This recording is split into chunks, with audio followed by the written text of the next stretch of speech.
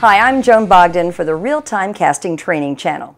In the previous two episodes, we looked at what made up the audition quality and mid-range home studios and explored the different aspects of sound environment, equipment, and communication at each level.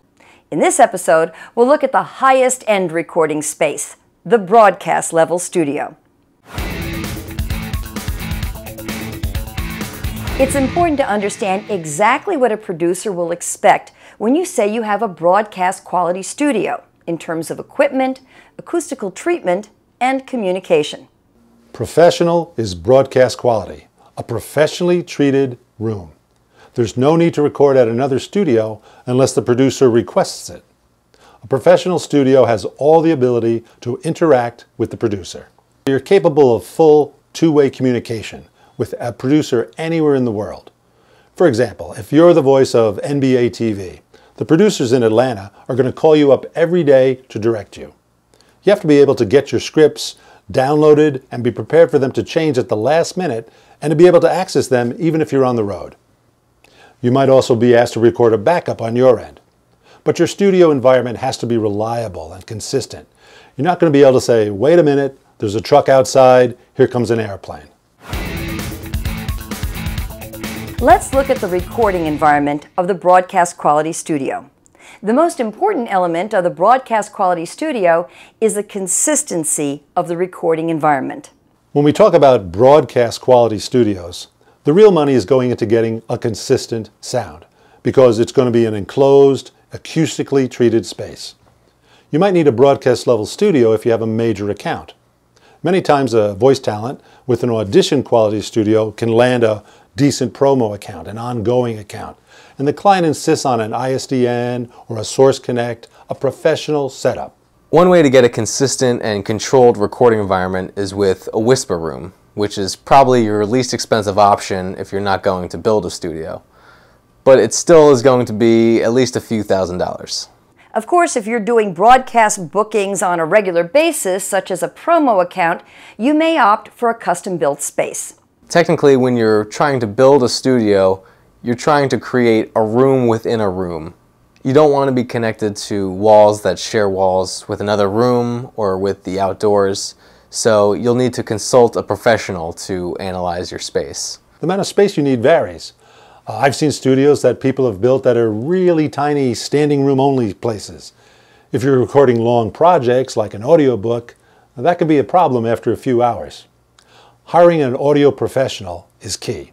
They'll look at your space and you'll say, okay, I want the space beneath the stairs in the basement to be my studio, or this closet, or the laundry room. But you're paying that professional by the hour and there are a lot of things to factor in.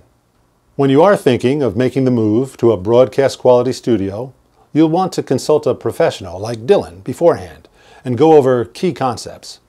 That way you'll have the language that you'll need to be able to discuss the construction and equipment that you want with an audio professional who's going to be building your studio. And if you're going to be doing a lot of projects, depending on where you are and what you're trying to do, you'll need quiet air ducts. If you have ongoing accounts, maintaining a consistent recording environment while traveling can be challenging. The Portabooth Pro is a compact solution, and its padded travel bag has ample space for your mic, a portable audio interface, and a light desktop stand. Now let's take a look at the type of equipment that is generally found in the broadcast quality studio. You should have a set of professional headphones. Harlan Hogan makes a specific set designed for voiceover artists. The AKG 240s are an industry standard that you'll find in any studio in New York, Chicago, or LA. You'll also want a quality microphone, although an acoustically treated space will make a $500 microphone sound really good. Having the skill and a good room will do most of the work for you. What really makes a mic worth more is the materials that are used. The U87, for example, is actually made with real pieces of gold in the diaphragm. Think of the difference between a Mercedes and a Kia. Both have wheels and an engine, they drive, etc. But the materials generally mean better workmanship. In a microphone, that will translate to a better, more accurate sound. Many people with broadcast quality studios will have an additional microphone for specific uses, such as a shotgun mic for promos, movie trailers, or political ads. The Sennheiser 416 is the classic promo mic, and the Rode NTG3 is popular as well. When you add in other studio equipment, you really have to understand what those things do in order to use them properly. But if you're going for the full-out ISDN professional studio and you know what you're doing, then you'll have to add the same type of equipment that you'll find in professional studios. I'd say a good preamp is the next step toward trying to get a better sound. In a professional studio like Lotus Productions, you'll have a preamp and a compressor. But many times we bypass the compressor because the producers ask us not to compress the audio in any way. They want as clean a sound as possible. And of course, in a professional studio like ours, we can deliver that sound.